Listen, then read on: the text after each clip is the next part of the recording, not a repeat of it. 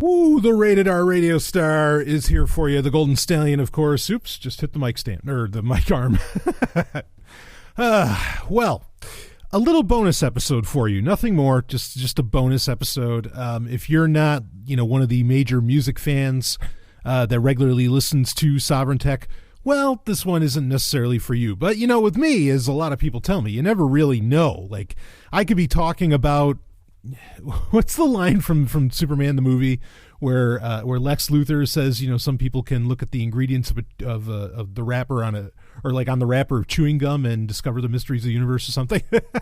I'm not saying I could do that. I'm saying that I think some people get, just never know where I'm going to go no matter what I'm talking about. I could be talking about just some simple metal album, and then suddenly they hear something that is, I don't know, to them, a secret of the universe, I guess. So anyway, this is purely bonus, but I want to get it out there partly because, and I actually hinted that I would be doing this in a Wednesday Q&A recently, because I said that just in the past month, just in October, in fact, just on the day, October 19th, just on that Friday, holy hell, just on that day, there were so many albums that got released, music albums that got released, that I was beyond excited for. I mean, it's really, really crazy.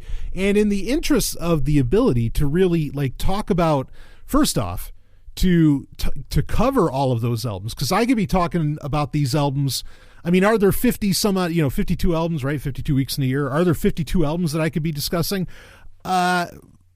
I mean, not that many, but damn, it's not far off,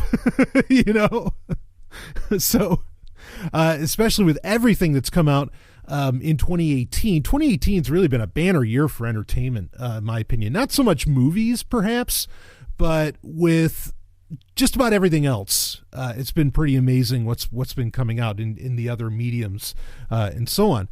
So, but that said, I mean, in 2018, just all of the metal albums that were hard metal and hard rock, some people want me to delineate.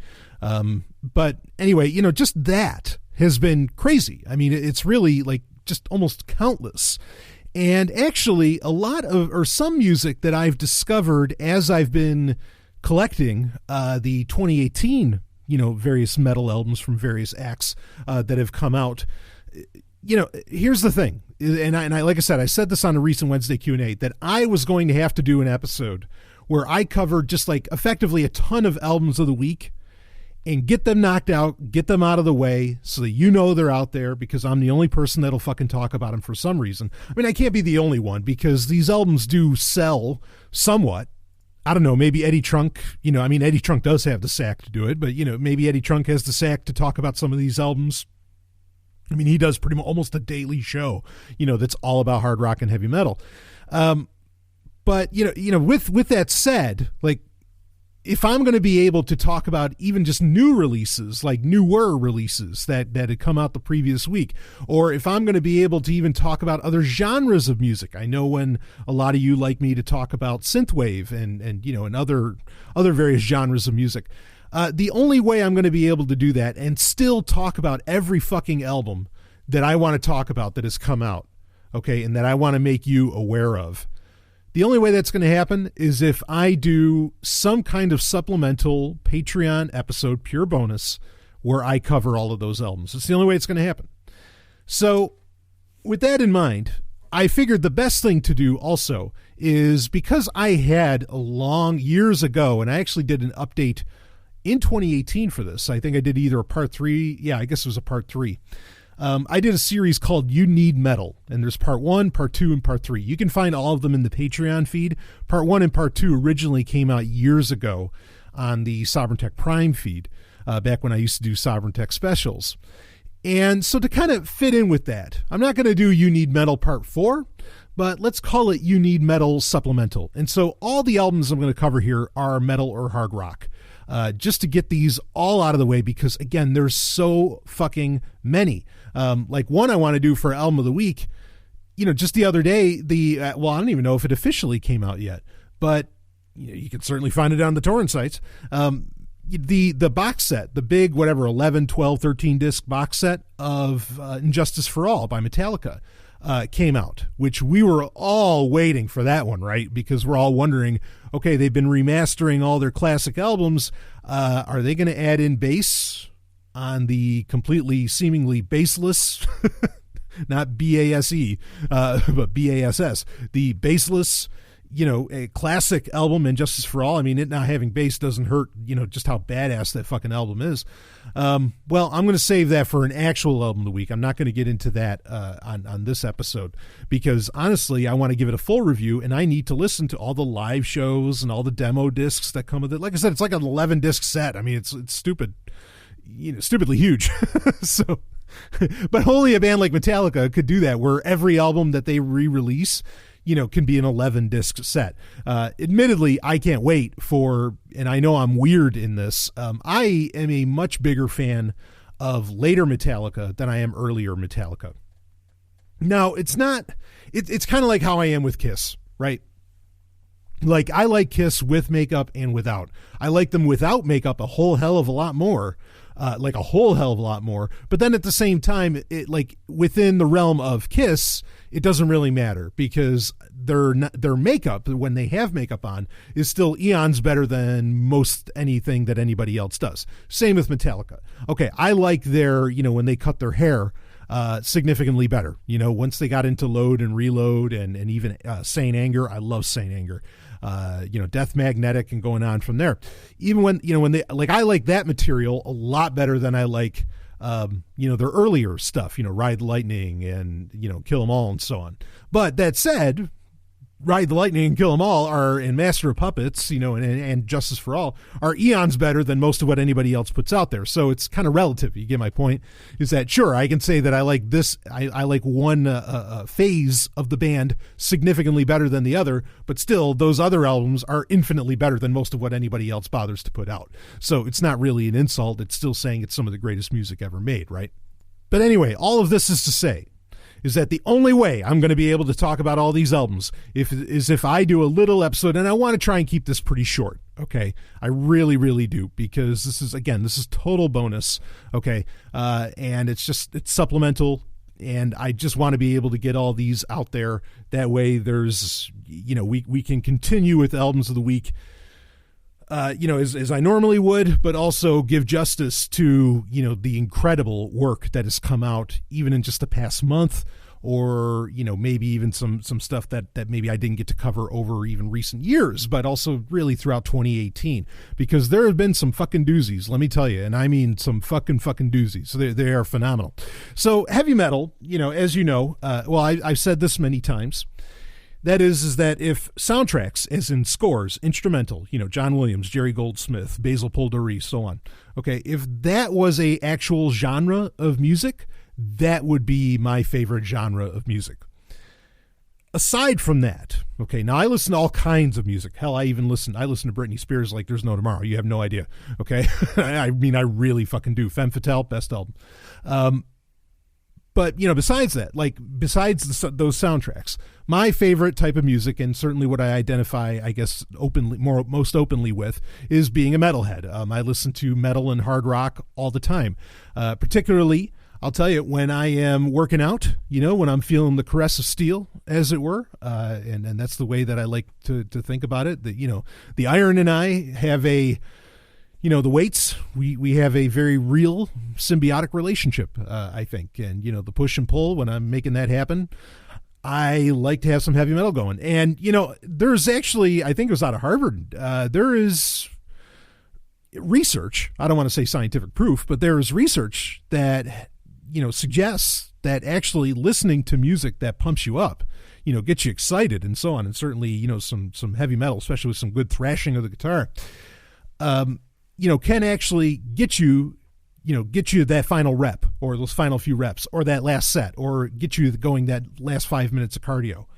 It's very interesting. I definitely recommend reading up on it. If I think of it, I'll put it in the show notes, but I might not be able to do that. But yeah, working out, heavy metal, heavy metal, when you're lifting heavy metal, it just makes sense. and it works really, really fucking well. A great question that I remember getting asked was, what's my go-to for when I'm working out? What's my go-to for lifting? What band would I put on? I'll tell you, Metallica is a hell of a pick. Speaking of Metallica, I got to go though with, I'll give you two.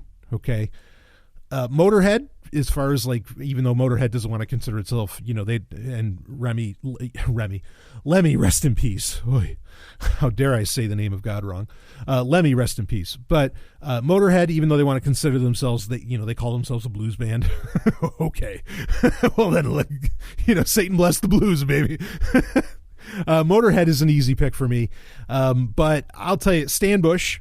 I mean, I don't even know if you can call that hard rock. I would call that hard rock, but Stan Bush is a great pick as far as when it comes to something that's either hard rock or metal, for lifting. Like I mean, and anything by him, even his early days when it was Stan Bush and the Barrage, I would totally do that. Which he had an album I think come out in 2018, didn't he? Or was that last year when he had Changed the World come out? Fucking A. Oh man, brilliant shit. So anyway, yeah, I'd probably go with Motorhead. There's no Motorhead on this list, by the way, but there's and some stuff that would be on this list we already covered in Albums of the Week. Like we covered the new Amaranth album, which is Helix. Amaranth is definitely an easy go-to for me if I just want to get a quick fix. The new Arion album, what was that, Last Stand or whatever? That's just fucking brilliant. That was Last Stand is their first album. Life is Not Beautiful. That was the new one that they came out with. There's a new, perhaps the most mind-blowing piece of music to come out of 2018 is a new Steve Perry album. And damn it, is it good? And it is. It's great. 2018, again, amazing year. But yeah, as far as there's some albums that I won't cover here because I've already covered them for Albums of the Week. This is just to clear out the clutter, even though each one of these albums is great. Otherwise I wouldn't bother really talking about them. But another time where I really like my heavy metal is when I'm driving. And, I got to tell you, so I recently just got, this is a little inside baseball. I recently just got a car. So I haven't had a car in years.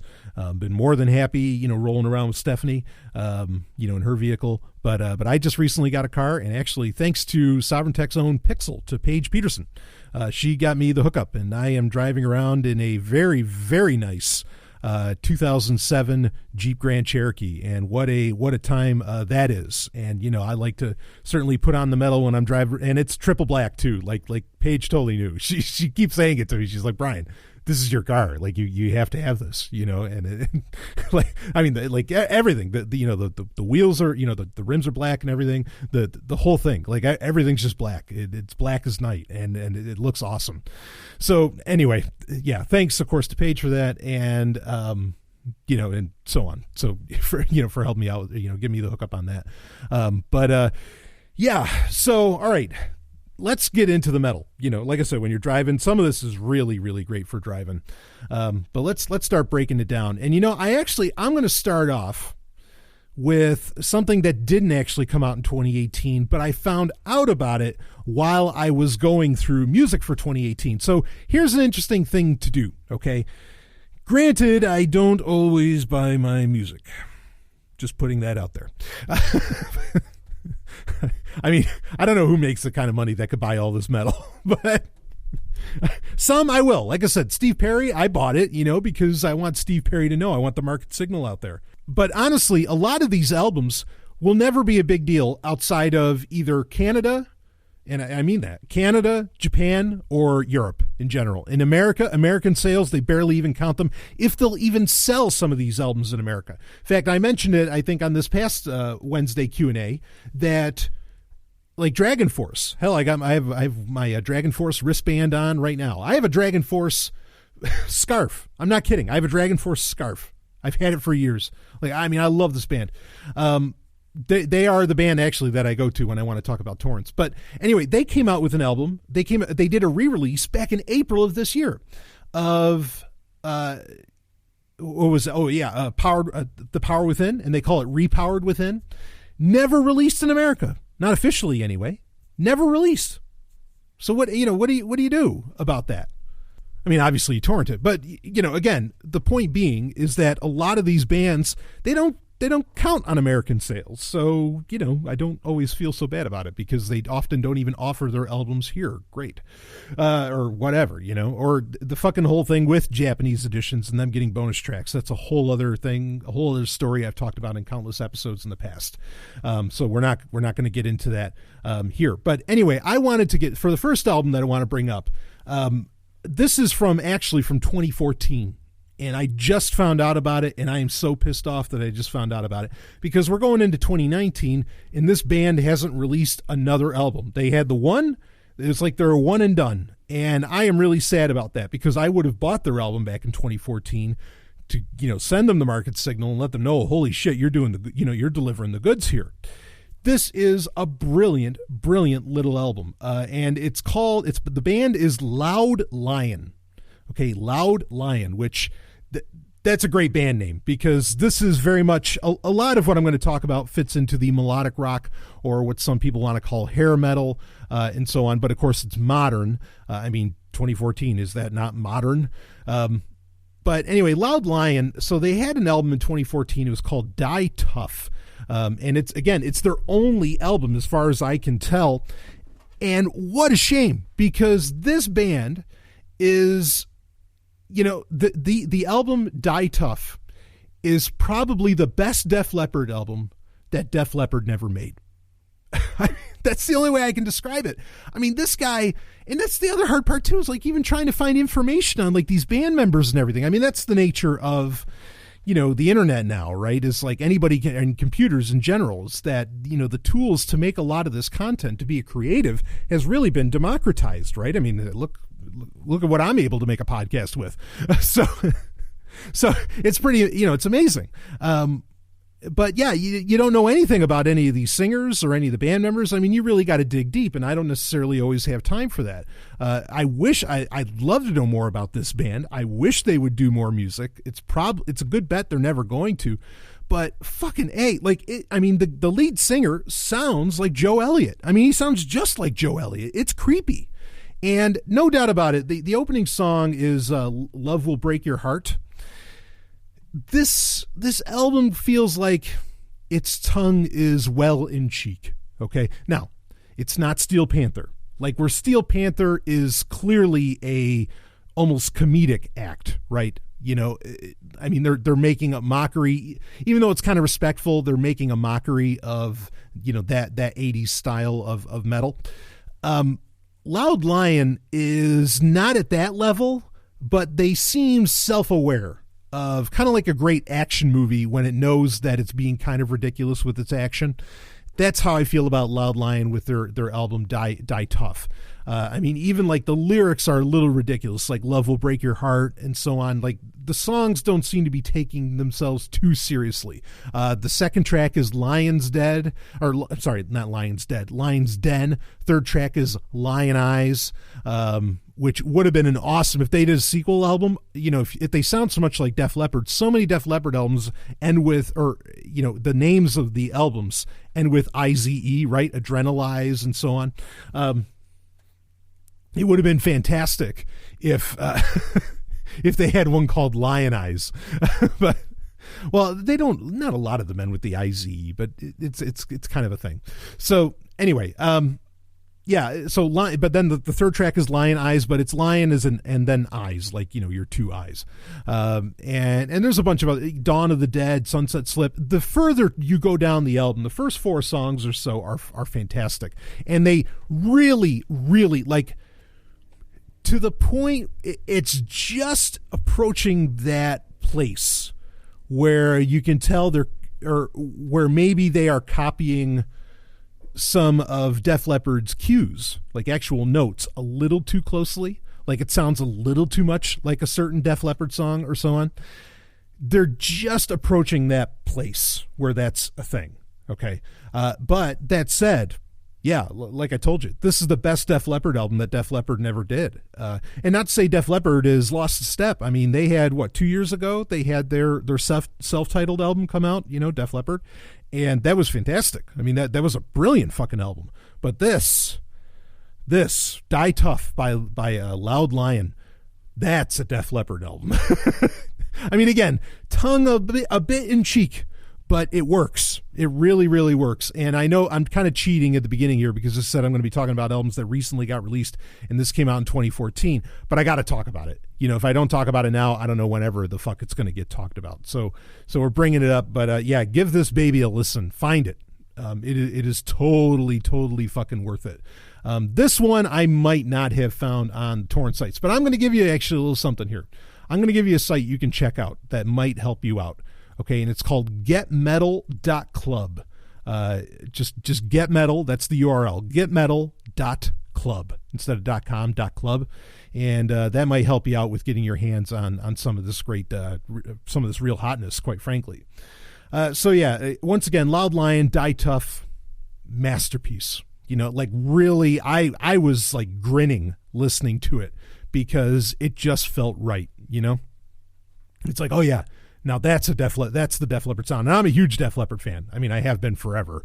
I mean, like really forever. Like ever since Hysteria. I was a little too young for Pyromania, but I mean, I love Pyromania now. But like ever since Hysteria and so on, I mean, I've seen Def Leppard countless times. Even, you know, back when they were doing their Euphoria tour, which that's a great fucking album, Euphoria. Holy shit. Just awesome. Love Def Leppard. So, and if you like Def Leppard, believe me, you're going to love Loud Lion. I mean, you're going to fucking love them. So, all right, let's move on from there. This one is also not part of that October 19 set that seemed to like that day that will live in infamy that just blew us all away with the amount of albums that came out. This is one that I think came out back in April of this year. And it's by a new band. This is their first album called Vega, Vega. And, of course, all of this is in the show notes as well. But their album is called Only Human. And this is more of that really great, I mean, it's a great play off of what Loud Lion does. This is more of that melodic rock. And it gets into, it's that melodic rock just like Def Leppard. I mean, it doesn't sound like Def Leppard, but it's like that, you know, like Def Leppard where there's a bit of synth and some other stuff put in there like Mutt Lange would do as a producer. Every song on this, and there's a couple ballads in there, which is nice. I like that. Every song in this is, I mean, it's track for track. You know, Loud Lion, I couldn't say the same thing, but with Vega, Only Human, absolutely. Every song is totally listenable. Every song is, it's either good or it's great. And opens right up with a good time with a song called Let's Have Fun Tonight.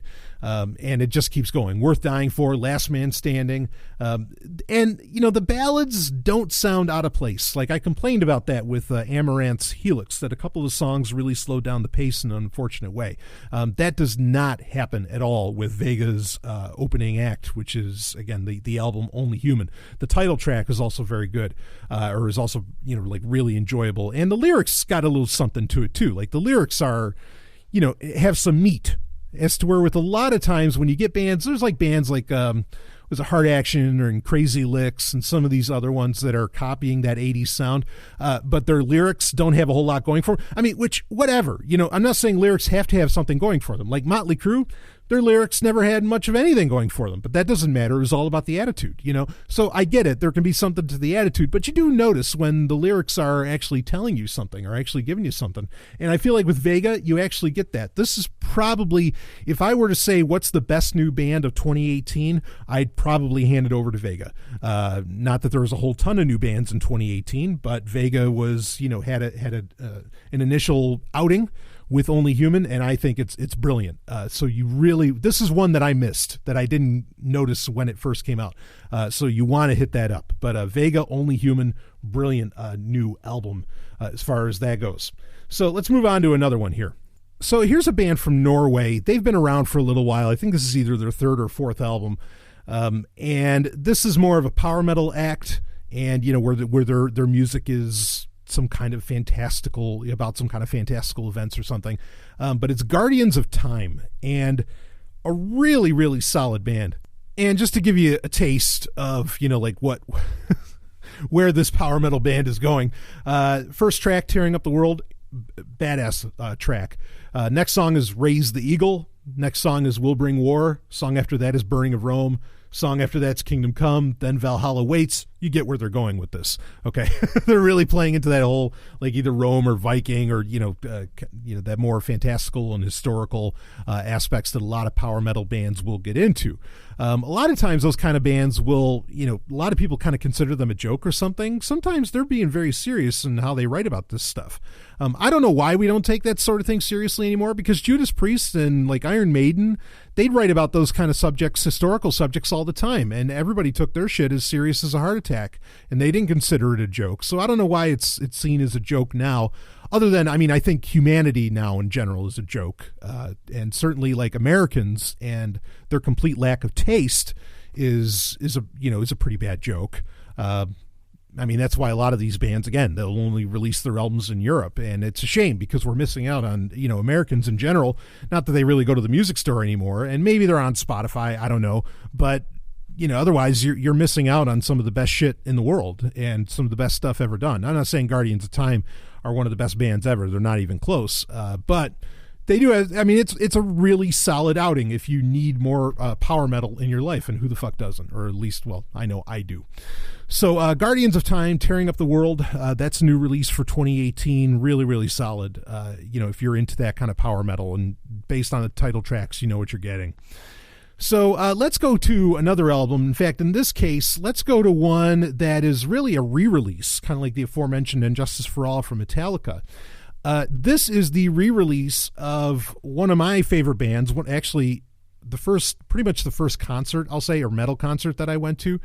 They were one of the acts at the first concert I went to. And I was a very, very young person, but it's Anthrax, who has continued. In fact, right now, Anthrax, or in the past 5 years or so, or even more, have really done, in the past decade, let's say, they have really done some of the best work they've ever done. I think their album Worship Music, when they brought back Joey Belladonna, was that might even be their best album. Or just shy. It's that fantastic. There's a lot, like the albums they've been, For All Kings, that they've been putting out in recent years are incredible. And it's amazing for a band that's been around as long as they have, since the 80s, to really be putting out some of their best music now, if not their best. Some people want to claim that it's actually their best. So anyway, but this is a re-release, and it's a 30th anniversary re-release of State of Euphoria, which originally came out in 1988. Of course, it's 2018. That's 30 years. You get it. And this is an album that at the time when it came out in 88, not the biggest deal. Like, critically, people weren't the biggest fans of it, even though it has, honestly, in my opinion, some of their biggest songs. Antisocial, Finale, Be All, End All. Total Anthrax classics. And the 30th anniversary edition re-release, it's a remastering and it sounds good. There's some bonus tracks in there. I don't know how necessarily essential it is, but one of the things I like about these remasters and re-releases more than anything, sometimes you'll get a little bonus track. Sometimes. Not always. I remember when Judas Priest did, actually, this was in the early aughts, when they did a complete re-release of their entire catalog. Pretty much once Tim Ripper Owens was effectively kicked out of the band. Some of the albums, they would actually re-release songs from that era, like new songs from that era. And that's what's really special, is when you get, new songs from the time of that band when they were making, the actual album that is getting re-released. But you don't always get that. But regardless of that, that's really the only validity of what I would actually want a re-release for. Unless you're doing kind of like Destroyer Resurrected that Kiss did a few years ago, actually 2 years ago, where like they really, really went in and like so deeply retinkered the sound to where, you're literally hearing it all over again.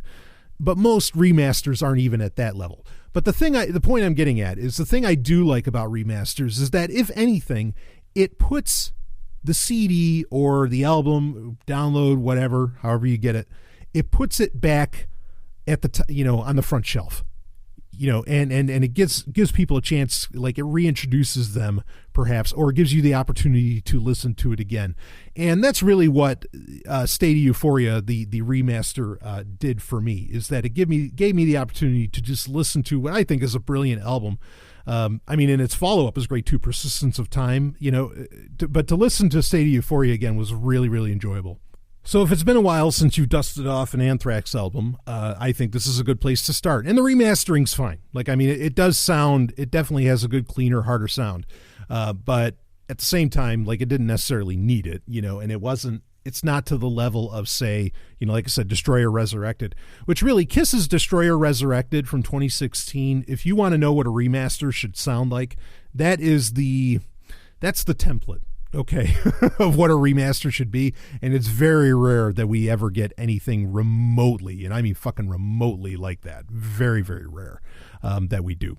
So anyway, so there's that. Now, how about a couple new albums by bands that have been around, maybe a little past Anthrax, maybe more of your aughts or even like later, I guess we'll say aughts metal bands. Well, the first one we got is from a band that I am a big fan of, and that is Disturbed. Disturbed, they had their new album. This is one of the October 19th albums, that being Evolution. It is their 7th studio album. And the opening song, Are You Ready? The nice thing about Disturbed, I said earlier about like bands where their lyrics actually say something. Disturbed is one of those bands where I feel like their lyrics really say something, especially if you're not listening to the radio edits of their songs. Now, Disturbed has a very specific sound, that they don't veer much from. And they're also well known for a lot of their covers, right? Land of Confusion, and of course, The Sound of Silence. I mean, that became a huge song, even though you wouldn't believe that could be redone by a metal band, and it was brilliant. But yeah, Disturbed they never veer much from, what their fans expect. And that's okay. I mean, if they ever really do want to like do a disco album, fine. But you know what you're getting with Disturbed. There's not a whole lot of point talking about it. I did like the opening track, Are You Ready? A Reason to Fight is another really solid song on there. I don't know. It's tough to say. Like, Disturbed, for me, I'm a fan of them, but Disturbed, for me, usually most of their albums, you get 2 or 3 great songs, and someday they'll release like a greatest hits. And if they put at least 2 songs a pop from each of their albums, that's going to be like, that greatest hits album is never going to, if people still did CD players, that CD would never leave the players. I mean, that's the kind of band that they are. I think a lot of people think of Bon Jovi that way. I disagree. I think Bon Jovi, like almost all of their albums, are track for track. Like, there are way better songs than that they have that never get played on the radio, which is sad. But regardless, Disturbed, I mean, that's how they roll. So anyway, there's a couple tracks on there certainly to check out. The whole album, it has that Disturbed sound, and you can kind of go forward with it. Now, the next band is one that I think might shock some people, that I listen to, and I don't just listen to, like, that I'm a huge fan of. I mean, I'm a big, big fan, and that is Saliva. Of course, everybody remembers Saliva for Click, Click, Boom. Which, whatever, fuck that song. But I mean, I think they have some really, I feel over the years they've had some really, really great songs and some really enjoyable albums. Josie Scott, I think, is actually like a very unique vocalist in what he delivers. Of course, Josie Scott hasn't been with the band for, 6 years now. Like, they've had, what's his name there? Bobby Amaru has been the lead singer for a while. And I think that recently the drummer who had been with them Paul Crosby, who had been with them forever for like 20 years, he's gone. And yeah, I hate saying that Saliva's been around that long. But their first album came out in 97. But yeah, and that wasn't even their big one. Every 6 Seconds was their big album. But anyway, so Saliva came out with a new album that is 10 Lives, and I like it. I mean, I think compared to a couple of their more recent outings, like Rise Up and Love, Lies, and Therapy, which I think I actually reviewed Rise Up might have been on a Q&A, or on some Sovryn Tech episode somewhere. But anyway, I think I like this better than that. Opening song with Domination, Only the Strong Survive, Some Shit About Love. I mean, the first 4 or 5 songs are really, I'm noticing this, that a lot of metal acts right now are doing, usually you interspersed, you do 10, 11 songs, or, back in the 90s you had to do 20, but you do 10, 11 songs, And normally you'd break it up a little bit. You'd put your hits like every couple songs. Now it seems like most bands are front loading their albums with like 4 to 6 really badass songs. And then the rest of the album can kind of taper off. That does happen with 10 Lives. But overall an enjoyable album. Definitely one of the better ones that Saliva has done, honestly, in the past, I'll say, decade. Because what did they do? Was that Cinco Diablo that they did back in 2008? That was a very interesting album. But anyway, so Saliva. That's another one that came out on October 19th. I'm telling you, like, the amount of albums, fucking crazy. There was the Marty Friedman album, One Bad Motherfucker Live, that if you know Marty Friedman, of course, who, of Megadeth fame, if you know Marty Friedman, you're already listening to it and you already grabbed that album and you're already rocking it. That's one that came out on October 19th. I don't need to talk about that much. Marty Friedman, just one of the greatest guitar players of all time. Does not get anywhere near the amount of credit that he really does deserve. And, shame to have Megadeth kind of without him as late, but there it is. So anyway, let's get into, I mentioned Kiss earlier. Let's talk about one of the original Kiss members, that being Ace Frehley, with his album that also came out on October 19th, that being Spaceman. Ace has had he had Anomaly, he had a few different albums. In fact, he's been more prolific in the past, I'd say 6-7 years than he had been through most of his career. And the albums are, it's Ace. Like, none of it is really matching, the 79 solo, right? When he came out, when each Kiss member did their solo album, like Ace and Paul's albums were easily, like, they just took top spot, especially Paul Stanley's solo album that he did back in 79 was just fucking amazing. But certainly Ace did a great job with his solo album. He really, really did back in 79. Not much in his very prolific past decade has come anything close to matching that, or even back when he was doing Frehley's Comet, which that had some like Rock Soldiers, some really solid songs from back then.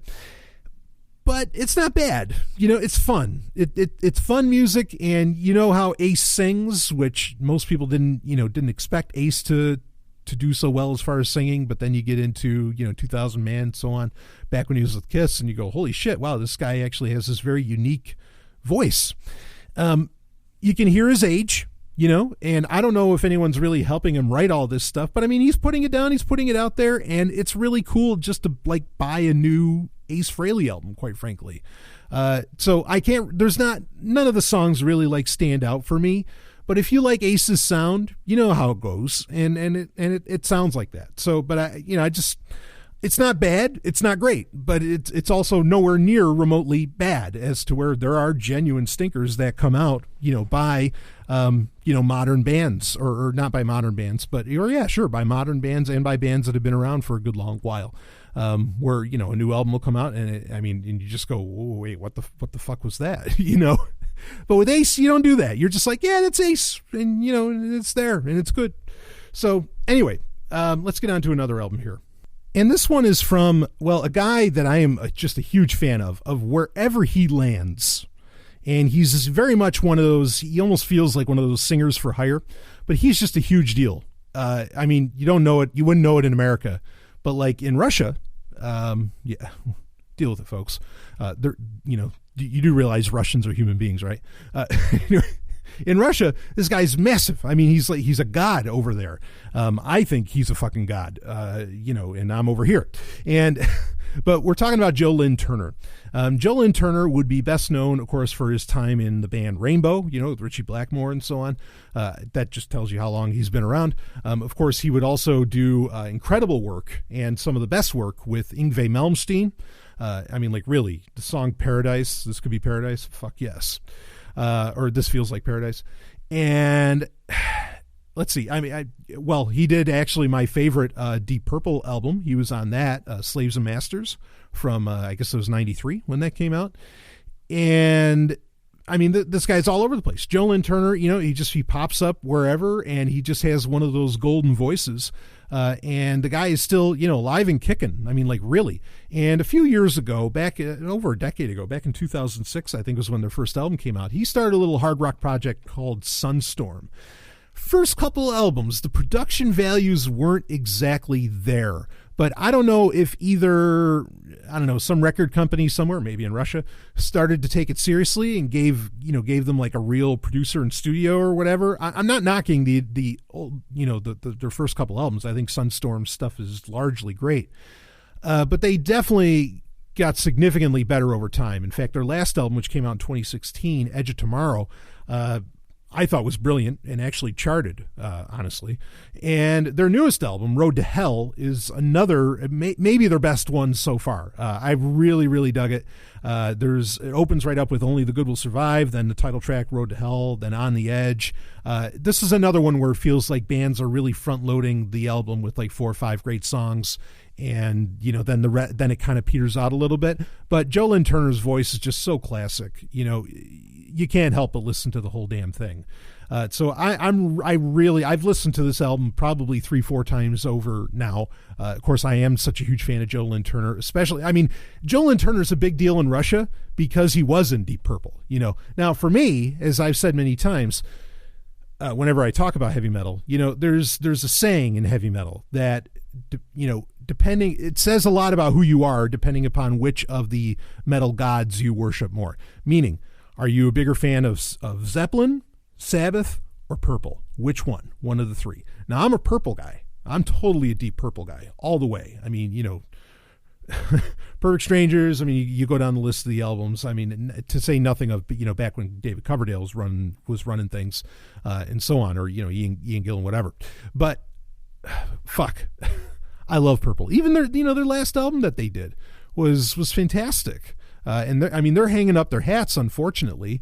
I would love to see them one last time. They're doing a pretty big tour in Mexico right now. But anyway, they're not with Joe Lynn Turner. But I'll tell you, Joe Lynn Turner's album with Purple, I thought was fucking amazing. Slaves and Masters is a classic, an absolute classic. So if you want to listen to that and then, listen to some modern Sunstorm, hey, you could do worse as far as music goes.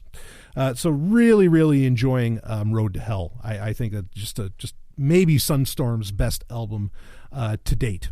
So let's go on to another album, or not a newer band. They've been around for a while, but this is another one that came out, another one of those October 19th releases, and that is Visions of Atlantis. Now, this is one of your power metal bands that deals more in the fantasy realm, but they had a new album, The Deep and the Dark, that came out, and for Visions of Atlantis, track for track.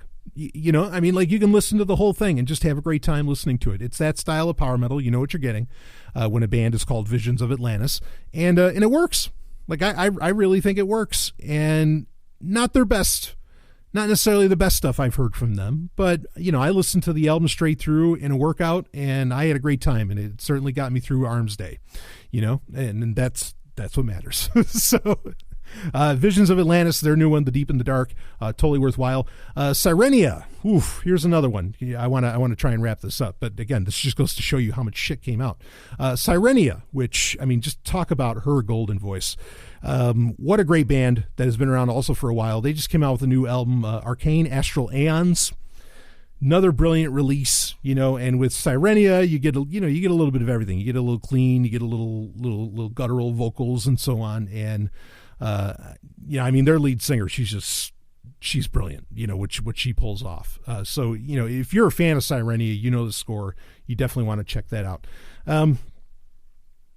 There's other albums, I think I might just end it there. There was the new Whitesnake box set, Unzipped, which is like a lot of acoustic stuff that they've done over the years, a lot of live material, and some performances of bigger hits, but done with acoustic, with an acoustic set.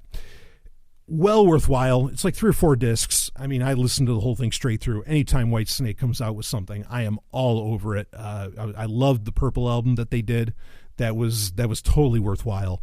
Where with David Coverdale's modern band, which is a brilliant set, he covered a lot of his stuff back from the Deep Purple days. And what's amazing is is that, sure, he used a modern band, but like those songs still sound so fresh and so badass and, you know, so much attitude. So if you didn't, I know I covered the Purple album when it came out, because I'll talk about Whitesnake, you know, all day long. I mean, I'll literally talk about Whitesnake all day long, you know, if someone let me. But but Unzipped, you want to check out that box set. You know, you got to be a fan of Whitesnake, I think, to appreciate what's there and to, like, you know, really enjoy hearing a lot of these songs in a different light.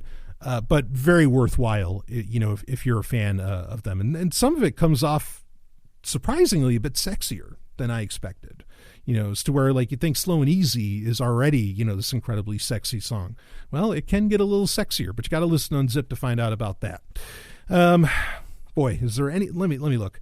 Dee Snider's new album. Yeah, you know, Twisted Sister, but his new album, For the Love of Metal, good stuff. He didn't write a single song on it though. So and the songs are all really short too.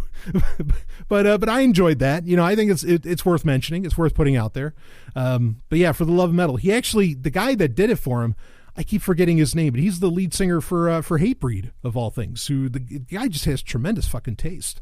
And he worked with Dee Snider on this, and Dee, you know, went into the studio, did his singing, away he goes, and bammo. What a story, Dee Snider. Man, if you're and make sure you stay up to date on the story, because there was a time where Dee Snider was like broke as fuck. You know, in the 90s, like, it was over. And now, you know, he has no problem admitting it. I mean, he's a wealthy as fuck rock star, you know, and he doesn't even have to make music anymore if he doesn't want to. He can just do little projects like this, like For the Love of Metal. I enjoyed it. I mean, I thought it was really, you know, it was really cool. I think part of what's keeping me from thinking it's really great is I don't like the fact that Dee didn't write it. And it's weird because Dee Snider, so he wrote everything for Twisted Sister, which I love. You know, I think those albums are great. You know, not that Twisted Sister has like a long catalog, but what's in the catalog I think is really just very raunchy, powerful, and has like just a awesome attitude. Amazingly, Dee Snider doesn't really play instruments. Like, he comes up with songs. I mean, if you think if you think Twisted Sister's music is really simplistic, well, here might be the key why. So Dee Snider, how he writes music is he just kind of like hums it. And then he has, you know, French and the rest of the boys play it. Like, all right, the drum's going to go da da da da da da da. The guitar is going to go and that's literally how he writes the music. And he writes all the music. I think that's mind-blowing to me that music can be written that way. I mean, granted, you have to have talented musicians around you. And certainly the boys in Twisted Sister, pretty damn good, you know, to be able to pull that off. But that's how he rolls, you know. And I mean, Dee Snider's he has done solo work, you know, solo albums where he's written music. And it's not bad stuff at all. I mean, it's classic Dee, but, you know, it's not bad stuff at all. I don't know. I think there's a part, I mean, like, I'm amazed at how Dee Snider even writes music, but I think there's a part of me that just, like, mentally can't get over the fact that Dee is just performing on this and that he didn't write any of it. And it's kind of weird. So I don't know, but it was fun to listen to. I genuinely had a good time checking it out. So some bands that I'm not going to get into their albums, but I'm just going to mention that they're still coming out with music. Some of them still came out with music this year, and I want you to give them a look. And some of them are newer bands really that have come out in the past couple of years. One of them is Mob Rules. They've been around for a while. They've been around for like 20 years, 25 years maybe. They're still coming out with great music. You want to check out Mob Rules. Another one is Metalite. Metalite has this amazing female lead singer. You want to be listening to Metalite. Another one is Grave Shadow. Grave Shadow actually is fronted by the lead singer, who she was the original lead singer for Helion Prime, who I consider to be one of the better newer bands in recent memory. And so, I mean, you want to check out Grave Shadow. Like, I mean, it's really epic kind of power metal stuff, but totally worthwhile. Now, if you did not hear some album that came out in 2018 yet for Album of the Week, like maybe you're looking for my review of the new Coheed and Cambria album, that is stuff that I'm saving for future Albums of the Week. But I just had to knock out some of these albums. I don't know, we went through maybe like 10 or something. We had to knock out some of them, okay? Otherwise, they would have just taken up a ton of time. And I'm sure there's more that I could have covered right now, but I wanted to knock these out so I had room to talk about other albums that maybe deserve a little more exploration in your Wednesday Q&As, when at the end of it we do the album of the week. So anyway, a lot of metal for you to go listen to, folks. I mean, and go hit it up. Hell, there's a new TNT album. If you never heard those German boys, man, can they rock it? I talk about someone that's been around for like 30 years. TNT, I think it's called 13 because it's probably their 13th album. Brilliant piece of metal. You really go listen to that. You know, they're one of those bands. TNT is one of those bands. You know, they had a few hits back in the 80s, one or two. And then like they kind of get forgotten, even though they've consistently come out with new albums. I mean, just consistently. Like another band that's like TNT for me, that's actually, if I did like a top 10 bands, there's a good chance they'd be in that top 10. House of Lords. House of Lords is such a fantastic fucking band, but most people don't know them past their maybe first 3 albums if we're lucky. Maybe they know their first 2. Or maybe they just know their first album. But House of Lords is still coming out with amazing fucking... I mean, they come out with like albums every couple of years, and they've been doing this since like 1988 or 89 or even earlier. And fuck, you know, it's sad. People forget that these bands are still coming out with stuff. But yeah, that new TNT album, you know, you can check that out. I mean, it's fun. And if you haven't been checking out House of Lords' latest shit, you got to be listening to that. So anyway, I think that'll wrap it up for you know, there's probably a bunch of stuff that came out in 2017 that I didn't get to cover, like the last was it Unruly Child? They had an album come out in 2017 that was fucking brilliant. Or Annette Olson was with the Dark Element. She's fronting a new band after she left Nightwish. It was called The Dark Element. And I think the album's called The Dark Element as well. That was brilliant. So, you know, there's a lot out there to really sink your teeth into.